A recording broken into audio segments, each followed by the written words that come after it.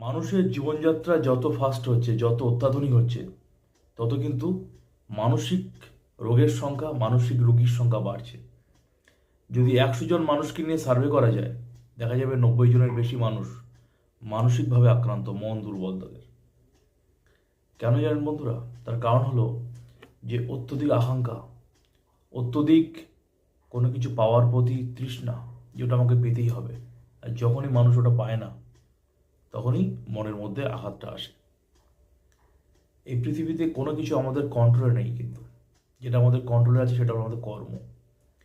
কর্মটা ঠিক করে করতে পারি আমরা।